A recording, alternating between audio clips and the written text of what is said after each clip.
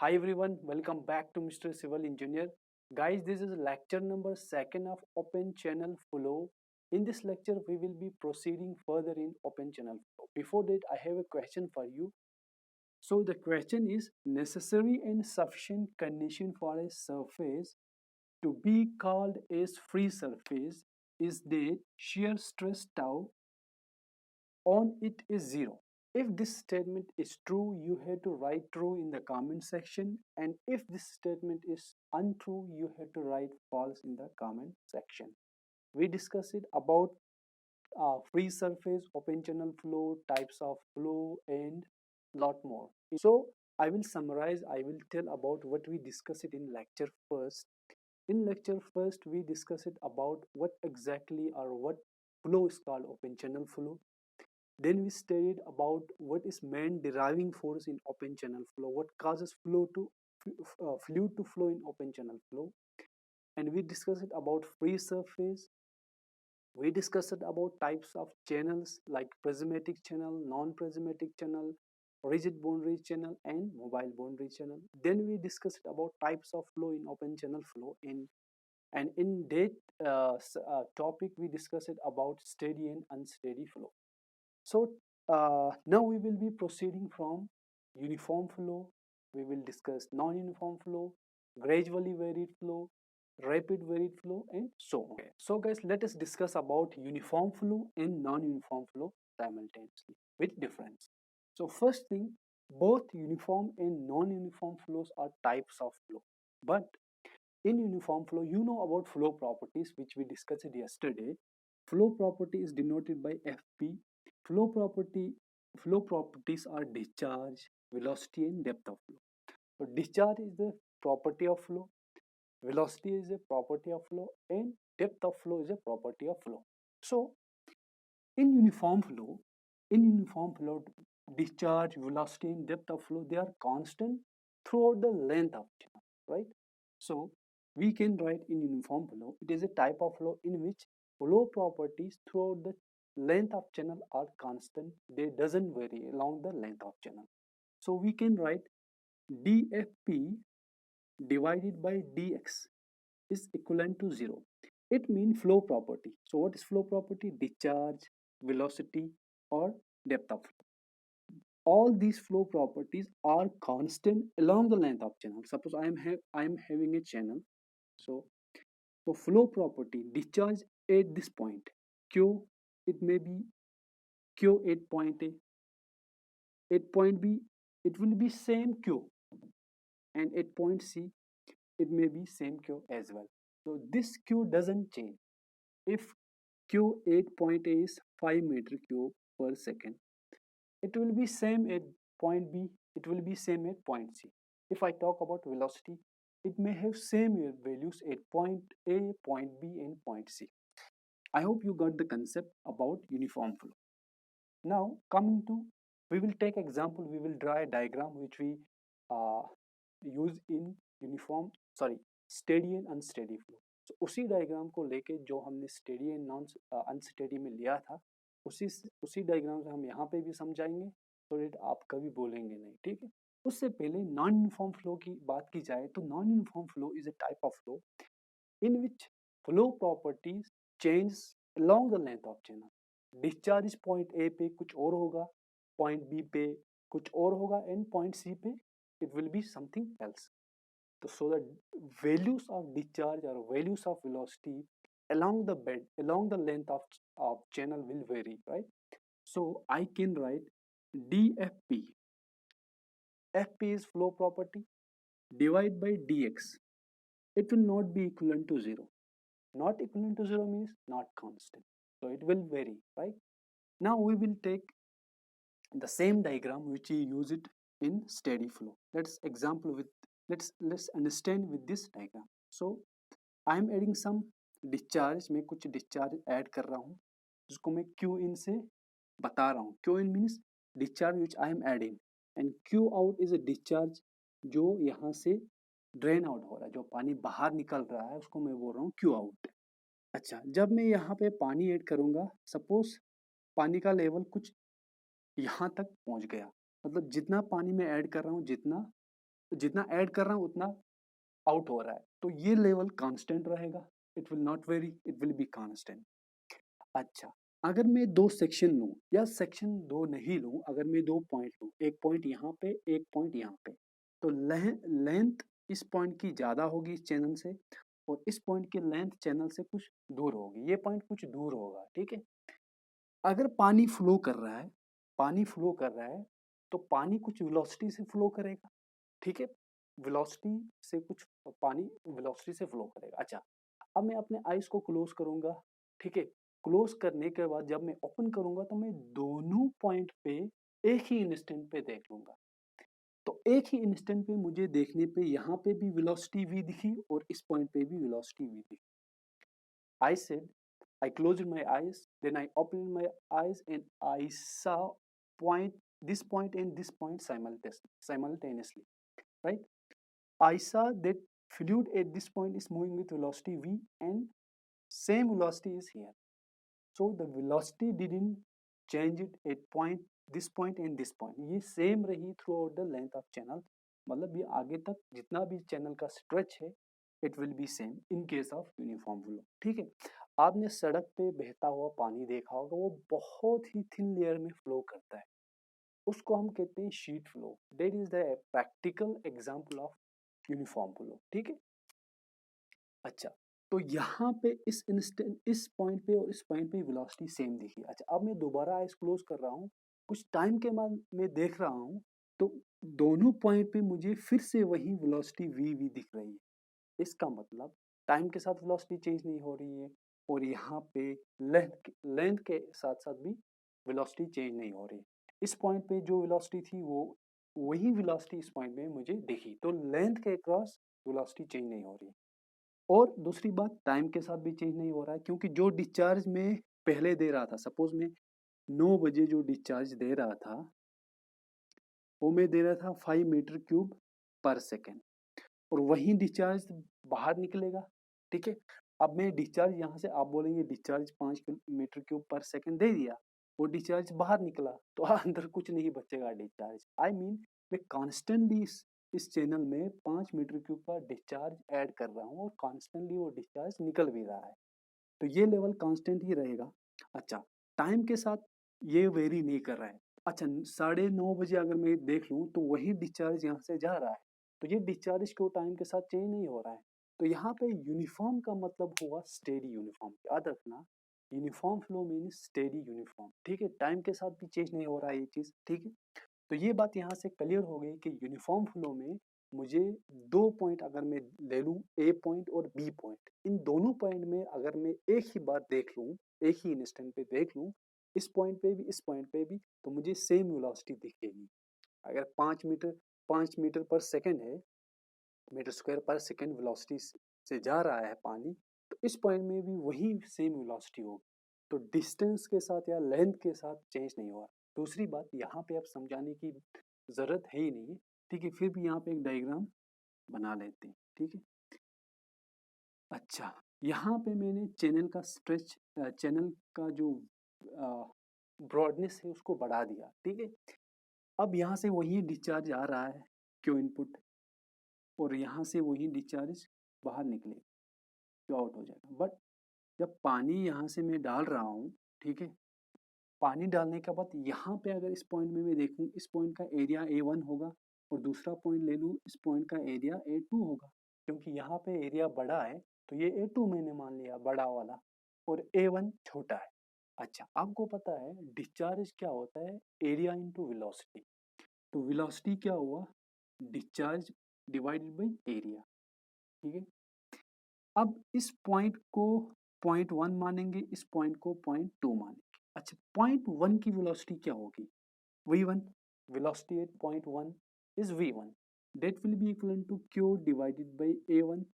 a1 मैंने area लिया था, चलो यहाँ भी स्मॉल ए लिखते हैं फॉर सम टाइम, ठीक है। तो a1 हुआ ये वाला एरिया। अब पॉइंट 2 की वेलोसिटी अगर देखूँ तो v2 equivalent to q2 divide by a2। a2 area point 2 है, ठीक है। क्यों डिस्चार्ज सेम में ऐड कर रहा हूँ, वही डिस्चार्ज बाहर हो रहा है, बट जब एरिया बड़ा होगा वेलोसिटी कम होगी, तो पॉइंट टू की वेलोसिटी कम होगी। कहने का मतलब पॉइंट टू की वेलोसिटी कम है, पॉइंट वन की वेलोसिटी ज़्यादा है, इसका मतलब वेलोसिटी डिस्टेंस और along the length of channel change हो रही है। मतलब ये जो नॉन यूनिफॉर्म फ्लो है, तो नॉन यूनिफॉर्म में ये कहानी है।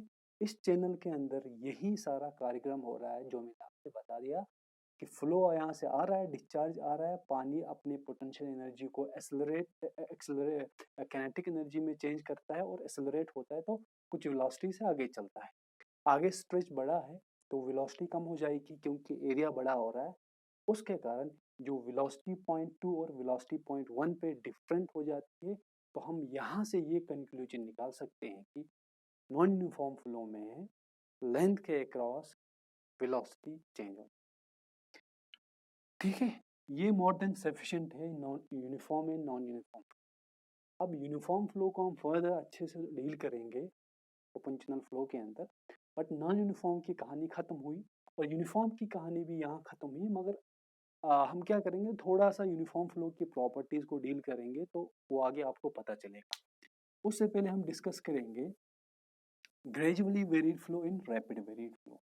ग्रेजुअली वेरिड फ्लो बहुत ही इंपॉर्टेंट है, इसके अंदर हम बहुत कुछ पढ़ेंगे, बट यहाँ पे इंट्रोडक्शन वाला ये लेक्चर है, इसमें हम हल्का फुल्का आपको बताएंगे। बट ग्रेजुअली वेरिड फ्लो में हम बहुत सारी चीज़ें पढ़ते हैं, फ्लो प्रोफाइल्स, ठीक है, वगैरह वगैरह, Manning's formula, चेजी formula and so on. इसी तरह रैपिड वेरिड फ्लो के अंदर भी हम इंट्रोडक्शन बताएंगे, थोड़ा हल्का फुल्का से बताएंगे। और ये एक चैप्टर अलग है ओपन चैनल फ्लो के अंदर। रैपिड वेरिड फ्लो के अंदर हम हाइड्रोलिक जंप्स पढ़ेंगे, इसका बहुत ही इंपॉर्टेंट है। इंपॉर्टेंट से आपके गेट ईएस एसएससीजे में क्वेश्चन पक्का वहां से बनते हैं और ग्रेजुअली वेरिड फ्लो से भी बनते हैं। ठीक है, सो गाइस अब हम डिस्कस करते हैं gradually varied flow in rapid varied. तो ग्रेजुअली वेरिड फ्लो जीवीएफ से पॉपुलर है, रैपिड वेरिड फ्लो आरवीएफ से पॉपुलर है। ठीक है, अब ग्रेजुअली वेरिड फ्लो का मतलब होता है, ये मैं आपको पहले बता दूं, मेरा कोई चैनल है, इस चैनल में पानी का लेवल यहाँ तक है, तो ये डेप्थ ऑफ फ्लो हो गया वाई। ठीक है, यहाँ से यहाँ तक मेरा चैनल है, इससे आगे भी एक्सटेंड है लेकिन मैं इंटरेस्टेड हूँ यहाँ से यहाँ तक, तो ये एल मेरे चैनल का लेंथ है। ठीक है, अब यहाँ पे ग्रेजुअली वेरिड फ्लो के अंदर मैं क्या लिखूंगा कि gradually varied flow is a type of flow in which depth of flow, जिसको हमने वाई माना, depth of flow increases gradually with with flow. ठीक है, और along the length of flow. ठीक है, फ्लो यहाँ से फ्लो हो रहा है तो फ्लो के लेंथ के अक्रॉस जो डेप्थ ऑफ फ्लो बहुत स्लोली इंक्रीज करता है। ठीक है, सपोज कोई बेड है चैनल का, यहाँ से पानी स्टार्ट हो रहा है, पानी पीछे से आ रहा है बट मैं इंटरेस्टेड इस पॉइंट से आगे हूँ, तो पानी का जो डेप्थ है वो धीरे धीरे इंक्रीज हो रहा है। सपोज यहाँ पे डेप्थ पानी का 1 मीटर था, जब पानी यहाँ से यहाँ 1 किलोमीटर ट्रेवल कर गया, यहाँ पे पानी का डेप्थ 1 मीटर था और 1 किलोमीटर के बाद इसका जो डेप्थ हो गया वो 1.5 मीटर हो गया। कहने का मतलब क्या है कि डेप्थ ऑफ फ्लो जो है ये ग्रेजुअली इंक्रीज होता है along the length of flow, इसको हम बोलते हैं ग्रेजुअली वेरिड फ्लो।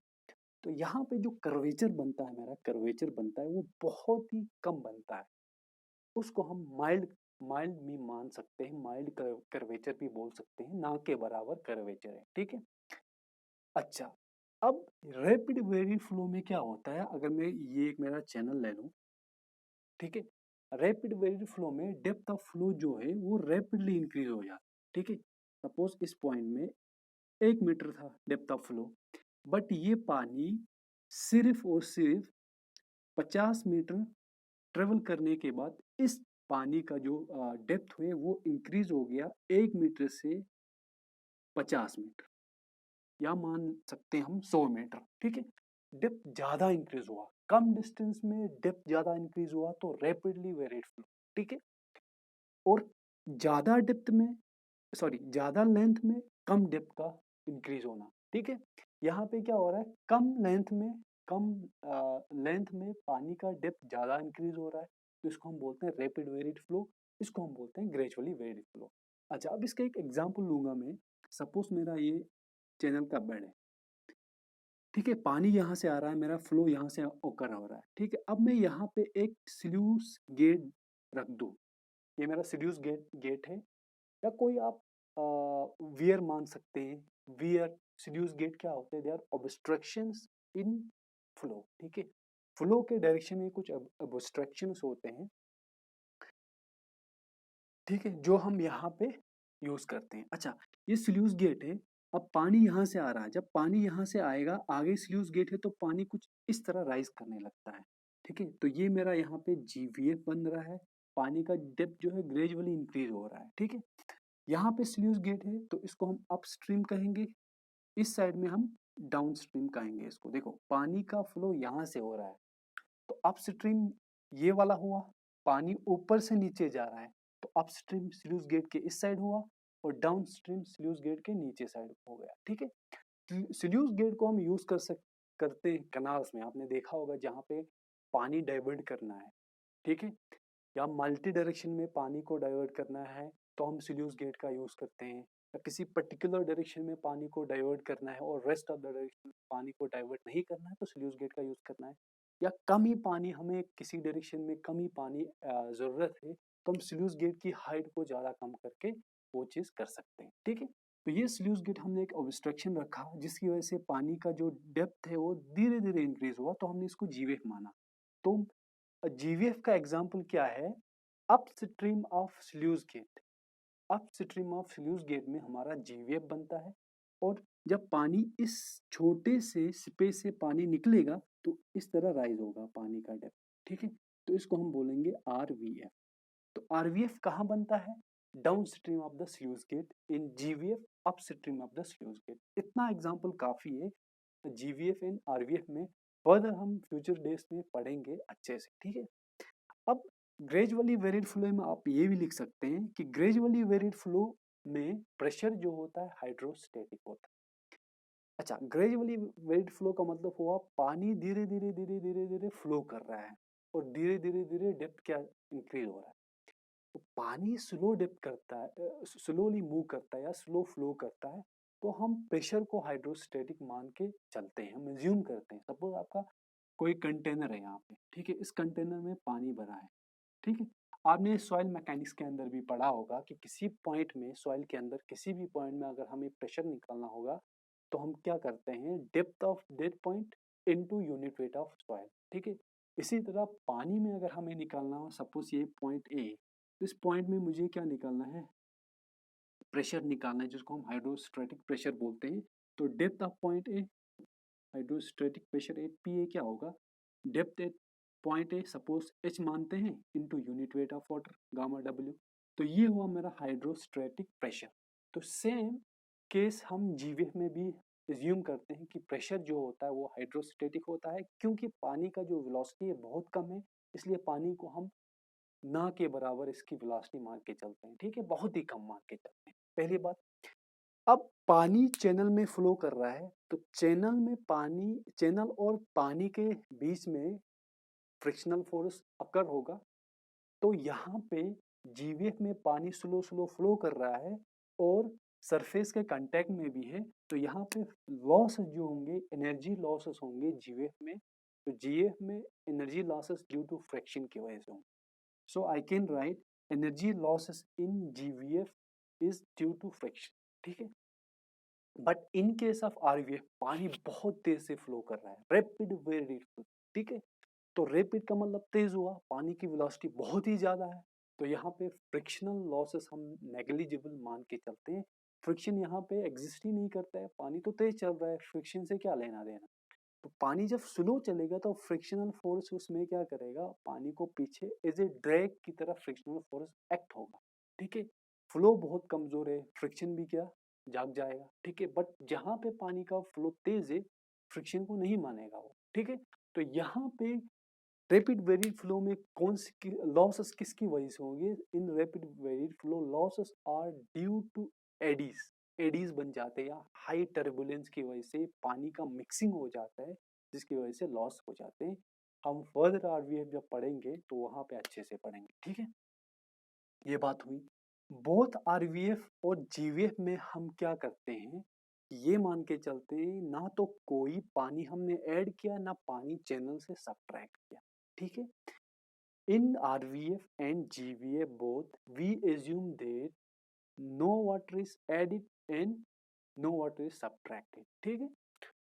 अच्छा, यहाँ पे प्रेशर को हाइड्रोस्टेटिक नहीं मान, क्योंकि पानी का फ्लो जो है बहुत तेज है, ठीक है। हाइड्रोस्टेटिक किस में मानेंगे, GVF में हम प्रेशर को हाइड्रोस्टेटिक मान के चलते हैं, ठीक है।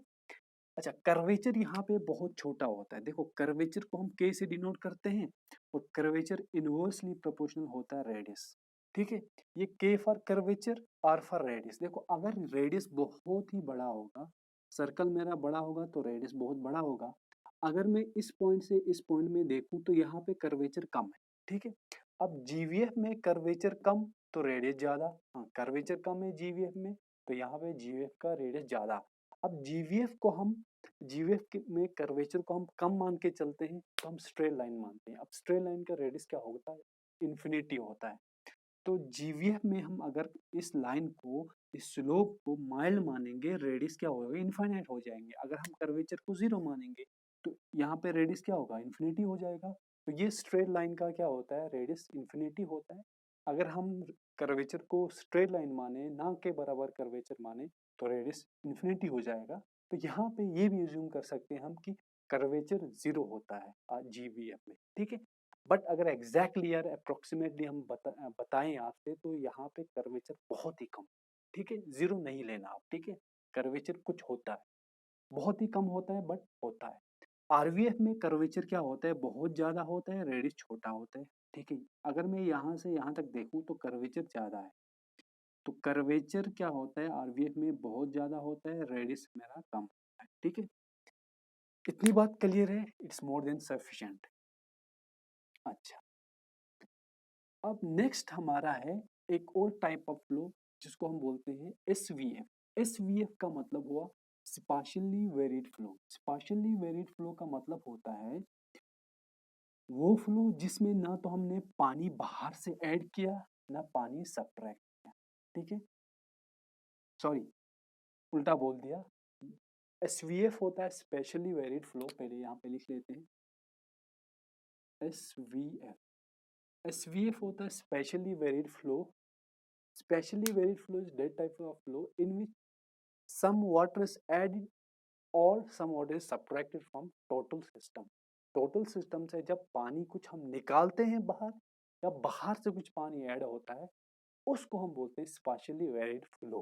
अब spatially varied flow spatially varied unsteady flow भी हो सकता है। अभी आप कंफ्यूज हो रहे होंगे, गोली मारो SVUF को, स्पेशली वेरिड अनस्टेडी फ्लो को गोली मारो, इसको समझो, खाली SVF को समझो। SVF का मतलब हुआ अगर मेरा कोई चैनल है, इसमें पानी यहाँ से आ रहा है तो पानी ऐड हो रहा है, और पानी भर के, अगर पानी भर के यहाँ से सिपल आउट हो रहा है, ठीक है, सिपल आउट हो रहा है तो पानी सब्ट्रैक्ट हो रहा है टोटल सिस्टम से। तो इस टाइप ऑफ फ्लो को हम SVF मानेंगे जिसमें अगर कुछ पानी ऐड हो रहा है या कुछ पानी सब्ट्रैक्ट हो रहा है, ठीक है, सिंपल है, ठीक है। अब हम फर्दर इसमें ये बता सकते हैं आपको कि इसका एक एग्जाम्पल आपको देंगे। एक रिवर है या एक कनाल है, सपोज एक रिवर है, उस रिवर में फ्लो हो रहा है। अब पीछे से अचानक से एक वेव आने लगी, उस वेव की वजह से पानी साइड्स में क्या हुआ, स्पिल आउट हुआ। तो ये एक एग्जाम्पल है क्या, SVF का, ठीक है। और अगर यहाँ पे मेरा एक चैनल है, ठीक है, इस चैनल में पानी का फ्लो हो रहा है, पानी का फ्लो हो रहा है, बट यहाँ से मैं कुछ पानी एक्सट्रैक्ट कर रहा हूँ, पानी कुछ मैं यहाँ से एक्सट्रैक्ट कर रहा हूँ। अगर यहाँ से कुछ पानी आ रहा है, कुछ यहाँ से निकल रहा है और बाकी आगे क्या हो रहा है, मूव हो रहा है। सपोज क्यू डिस्चार्ज यहाँ से आ रहा है 15 मीटर क्यूब पर सेकेंड का आ रहा है, और यहाँ पे 5 मीटर क्यूब पर सेकेंड का डिस्चार्ज एक्सट्रैक्ट हो रहा है। बाकी बचा कितना, यहाँ पे 10 मीटर क्यूब का डिस्चार्ज बाहर मिलेगा, ठीक है। ये मेरा आउटपुट का डिस्चार्ज है, ये मेरा इनपुट का डिस्चार्ज है, और ये डिस्चार्ज क्या है, अगर ये Q1 है तो ये Q2 है, तो Q1 माइनस Q2 हो जाएगा मेरा ये डिस्चार्ज। तो यहाँ पे डिस्चार्ज कुछ हम निकाल रहे हैं तब ये SVF ही होगा। अब यहाँ पे एक इंटरेस्टिंग बात है, अगर यहाँ से डिस्चार्ज 5 मीटर क्यूब कॉन्स्टेंटली निकल रहा हो तो मुझे कॉन्स्टेंटली यहाँ 10 मिलेगा हर वक्त, हर इंस्टेंट पे। यहाँ से 15 मीटर क्यूब पर सेकंड का डिस्चार्ज आ रहा है, आ रहा है, आ रहा है, 5 का यहाँ से निकल रहा है, ना तो 5 से ज़्यादा ना तो 5 से कम। तो यहाँ पे मुझे 10 मीटर क्यूब पर सेकंड का डिस्चार्ज मिलेगा। तो यहाँ पे डिस्चार्ज टाइम के साथ वेरी हो रहा है, आउटपुट में नहीं हो रहा है। यहाँ डिस्चार्ज टाइम के साथ वेरी हो रहा है, जो एक्सट्रैक्ट करें नहीं हो रहा है। तो इसको हम कहेंगे SVF, स्टेडी वाला SVF। अब अनस्टेडी क्या हुआ? अगर यहाँ से 15 मीटर क्यूब का डिस्चार्ज आ रहा है, यहाँ से 5 मीटर क्यूब का निकल गया, 10 मिला। अब दूसरे टाइम क्या हुआ, 5 के बदले यहाँ से 6 मीटर क्यूब का डिस्चार्ज हमने एक्सट्रैक्ट किया। मुझे लगा कि चैनल में फ्लो ज़्यादा हो रहा है, मेरा चैनल छोटा है, तो मैं चाहता हूँ कि मैं ज़्यादा डिस्चार्ज निकालूँ। यहाँ मुझे यहाँ पे जो डिस्चार्ज एक्सट्रैक्ट कर रहा हूँ वो मुझे कम पड़ा, मुझे फर्दर एक्सट्रैक्ट करना है, तो मैंने 6 मीटर क्यूब पर सेकंड का कर दिया। तो मुझे आउटपुट में क्या मिलेगा? मुझे आउटपुट में यहाँ पे मिलेगा 9 मीटर क्यूब पर सेकंड। और दूसरे इंस्टेंट में यहाँ पे 7 मीटर क्यूब पर सेकंड हुआ, तो यहाँ पे 8 हो जाएगा, 8 मीटर क्यूब पर सेकंड। तो यहाँ टाइम के साथ साथ मुझे आउटपुट में क्या हो रहा है और यहाँ पे क्या हो रहा है, डिस्चार्ज के वैल्यू डिफरेंट डिफरेंट आ रहे हैं। तो इस टाइप ऑफ फ्लो को हम बोलेंगे SVUF। ये टाइम के साथ चेंज हो रहा है। वो अनस्टेडी एंड स्टेडी बोला था, तो ये स्पेशली वेरी अनस्टेडी फ्लो हुआ। अनस्टेडी जो टाइम के साथ चेंज होता है, बहुत इंपॉर्टेंट चीज है, ठीक है। तो अनस्टेडी का एक और एग्जांपल आपके पास है, आप हाइड्रोलॉजी में पढ़ेंगे या अगर आपने पढ़ा है तो आपको पता होगा। रेनफॉल जब होता है, तो रेनफॉल होता है तो पानी सॉइल के अंदर इनफिल्ट्रेट हो जाता है। सॉइल पानी को एब्जॉर्ब करती है, क्योंकि सॉइल ड्राई सॉइल है, पानी को सॉइल एब्जॉर्ब करेगी। जब सॉइल का सैचुरेशन पॉइंट अचीव होगा, सॉइल पूरा पानी एब्जॉर्ब करेगी, वाइड सारे फिल हो जाएंगे। अब बचा क्या? पानी किस में आ जाएगा? तो कोई स्पेस नहीं है पानी को अंदर, तो पानी एब्जॉर्ब होना कम हो जाएगा। तो इनिशियली इनफिल्ट्रेशन ज़्यादा होगी, एब्जॉर्ब पानी ज़्यादा होगा, उसके बाद एब्जॉर्ब होना कम होगा, क्योंकि सॉइल पूरी गीली हो चुकी है, ठीक है।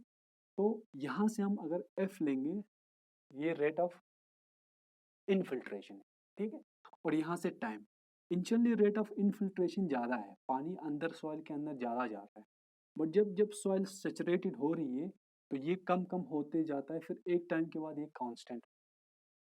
तो इस पॉइंट से पहले पहले यहाँ पे क्या हो रहा है, यहाँ पे विथ टाइम डिस्चार्ज ज़्यादा ज़्यादा ज़्यादा अंदर जा रहा है, पानी अंदर ज़्यादा जा रहा है टाइम के साथ साथ, ठीक है। इनिशियली ज़्यादा ही जा रहा था, फिर कम कम होते हुए, तो ये एक एग्जाम्पल है SVF का। या पानी अंदर ज़्यादा जाएगा, सरफेस रन ऑफ में पानी कम बचेगा, तो सरफेस रन ऑफ कम होगा।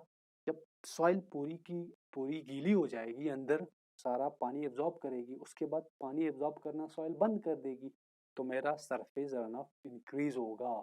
तो पहले कम था, फिर इंक्रीज हो रहा है, टाइम के साथ वेरी हो रहा है, तो SVF का एग्जाम, ठीक है। इतना बहुत। सो गाइस, अब नेक्स्ट टॉपिक हमारा है प्रॉपर्टीज ऑफ यूनिफॉर्म फ्लो। तो प्रॉपर्टीज ऑफ यूनिफॉर्म फ्लो के अंदर सबसे पहले हम velocity and depth of flow को हम कांस्टेंट मानेंगे। कांस्टेंट क्या मानना है? ये कांस्टेंट ही है। Depth of flow and velocity of flow is constant in uniform flow. आप सबको पता है वेलोसिटी कांस्टेंट हो जाती है और डेप्थ ऑफ फ्लो भी कांस्टेंट रहेगा। जब फ्लो कांस्टेंट है तो वेलोसिटी भी कांस्टेंट होगी। अब फ्लो में कम ज़्यादा होगा फ्लो, तो वेलोसिटी भी चेंज होगी उसी हिसाब से। तो ये दो चीज़ कांस्टेंट है। दूसरा मेरा पॉइंट है, यूनिफॉर्म फ्लो में जो weight component W sin theta जो फ्लो के पैरेलल होता था, इसको बैलेंस करता है क्या? Frictional force. ये मेरा चैनल है, इस चैनल के अंदर क्या हो रहा था, मेरा फ्लो कर हो रहा। यहाँ से मेरा W sin थीटा है, जो डायरेक्शन ऑफ फ्लो के अक्रॉस इसका भी डायरेक्शन था। बट यहाँ पे सरफेस बेड स्लोप के साथ ये जो पानी कंटेक्ट में आता है, तो यहाँ पे फ्रिक्शनल फोर्स एग्जिस्ट करता है। In uniform case, in uniform flow, frictional force balances weight component, ठीक है। ये बात क्लियर हो गई। अच्छा, तीसरी बात यहाँ पे ये है, बेड स्लोप, एस नॉट से बेड स्लोप को डिनोट करते हैं। बेड स्लोप जो है वो बराबर होता है water surface slope, water surface slope. मैंने बोला बेड स्लोप, बेड स्लोप क्या होता है, ये मेरा बेड है चैनल का, और ये हॉरिजॉन्टल के साथ जो एंगल बनाएगा उसको हम थीटा बोलेंगे, उसी थीटा को इस नॉट से मैंने डिनोट किया, तो ये बेड स्लोप हुआ। ये बराबर है वाटर सरफेस स्लोप। अभी मैं एक्सप्लेन करूंगा वाटर सरफेस स्लोप क्या, बस इस पॉइंट में ऐड किया है, इसको सुनते चले जाओ। उसके बाद वाटर सरफेस स्लोप बराबर होता है energy line slope, energy line slope, ठीक है। मैंने बोला बेड स्लोप बराबर है वाटर सरफेस स्लोप, और वाटर सरफेस स्लोप बराबर है एनर्जी लाइन स्लोप। इतनी बात क्लियर है। अब मेरा जो फ्लो होता है उसमें तीन टाइप की एनर्जी होती है। पहली एनर्जी पोटेंशियल एनर्जी होती है, दूसरी एनर्जी प्रेशर एनर्जी होती है, और तीसरी एनर्जी काइनेटिक एनर्जी होती है। I am repeating my statement, मेरे फ्लूइड के अंदर तीन टाइप की एनर्जी होती है। पहली एनर्जी पोटेंशियल एनर्जी, दूसरी एनर्जी प्रेशर एनर्जी, तीसरी एनर्जी काइनेटिक एनर्जी। तो इन तीन एनर्जी की हेल्प से मैं आपको ये सारा एक्सप्लेन करूंगा, साथ में total energy line, hydraulic gradient line का कॉन्सेप्ट क्लियर होगा, ठीक है। कंफ्यूज होते होंगे आप बहुत, HCl क्या हुआ, TL क्या हुआ, ठीक है, वो अभी समझाएंगे पिक्चर से, बाज़ाब्ता कभी नहीं बोलेंगे, ठीक है, बस देखते रहना है अंत तक। सो ये फ्लो प्रॉपर्टी से अब मैं जो तीसरी प्रॉपर्टी है इसको मैं समझा के चलूंगा, ठीक है। ये तो आपको याद रखना है कि यहाँ पे फ्रिक्शनल फोर्स को कौन बैलेंस करता है, वाटर कंपोनेंट, वेट का कंपोनेंट, और यूनिफॉर्म फ्लो के अंदर मेरा जो वेलोसिटी है और डेप्थ ऑफ फ्लो ये कांस्टेंट होते हैं, ठीक है। डिस्चार्ज में अगर चेंज करूं तो ये चेंज हो सकते हैं, ठीक है, कम करूं तो ये कम हो सकते हैं, अगर डिस्चार्ज में सेम रखूं तो ये सेम रहेंगे, ठीक। अच्छा, अब हमने आपसे कहा कि मेरे फ्लो में तीन टाइप की एनर्जी होती है। पहली कौन सी, पोटेंशियल एनर्जी, दूसरी कौन सी, दूसरी मेरी होती है प्रेशर एनर्जी, और तीसरी एनर्जी होती है मेरी काइनेटिक एनर्जी, ठीक है।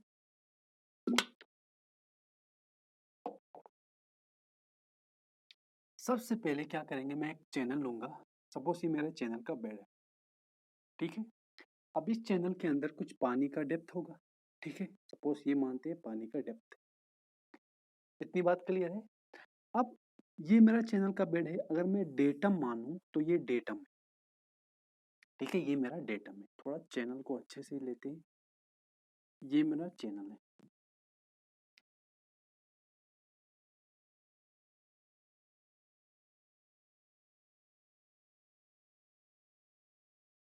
This is channel bed, and ये डेटम है।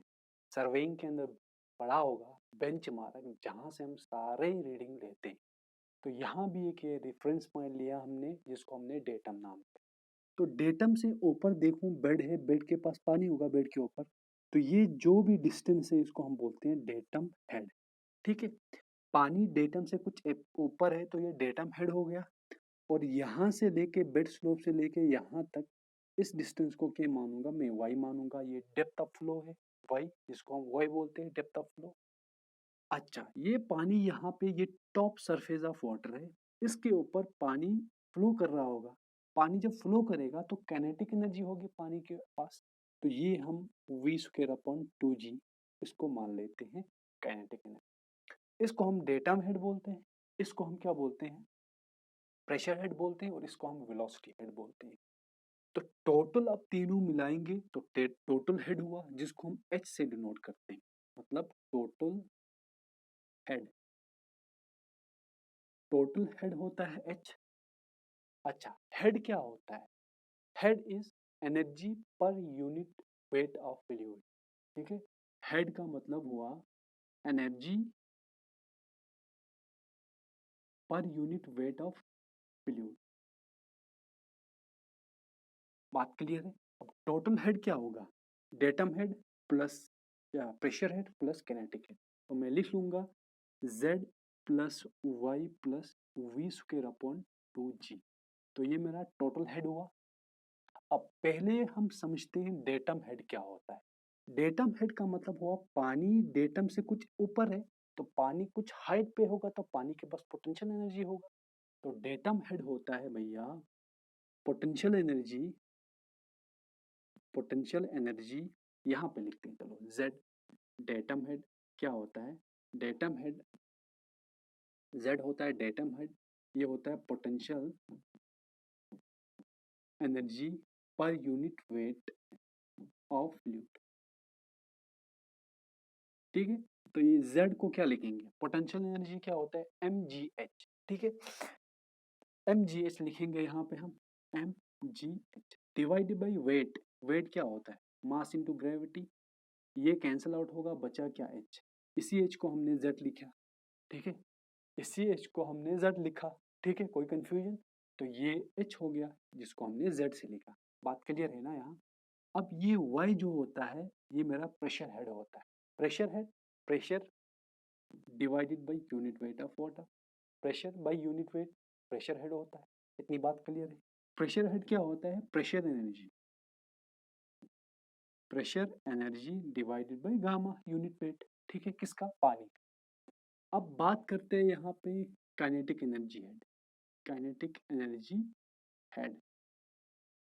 तो ये क्या होगा, काइनेटिक एनर्जी हेड क्या होगा, kinetic energy divided by weight of water. ठीक है, तो काइनेटिक एनर्जी हेड को हम लिख लेंगे यहाँ पे वी स्क्वेयर अपॉन 2g, ये होगा kinetic energy per unit weight of fluid F2। अब यहाँ पे काइनेटिक एनर्जी हमारे पास क्या होता है, half of m V square divide by weight of water m into जी।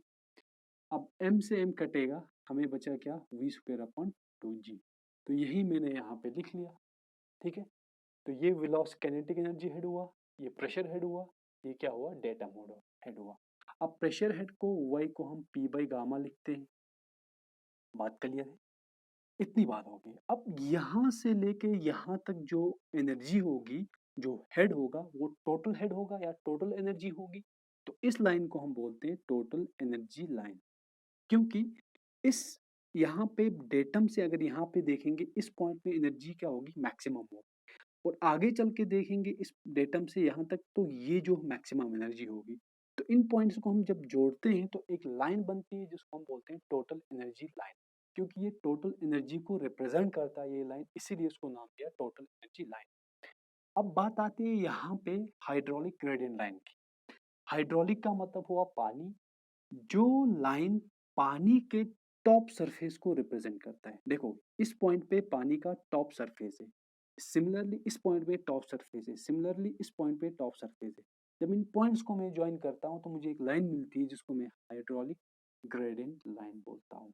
और ये हाइड्रोलिक ग्रेडियंट लाइन क्या होता है, ये होता है datum head plus pressure head, इसको हम क्या बोलते हैं, पीजोमेट्रिक हेड बोलते हैं।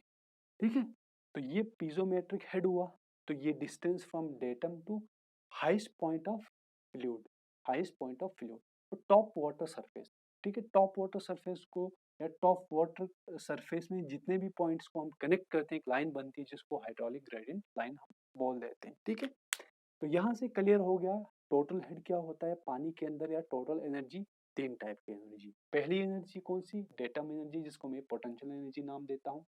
दूसरी एनर्जी प्रेशर एनर्जी जिसको हम P बाई गामा से लिख लेते हैं। तीसरी एनर्जी काइनेटिक एनर्जी होती है जिसको वी स्क्वायर अपॉन 2g से हम लिखते हैं। यहाँ तक क्लियर हो गया होगा। ठीक है, अगर आपको यहाँ तक क्लियर होगा कमेंट सेक्शन में एक बार यस लिखते हैं। ठीक है, अच्छा ये बात हुई about total energy line, hydraulic gradient line और टोटल हेड के बारे में। ठीक है, अब इससे आगे हम देख लेते हैं क्या है।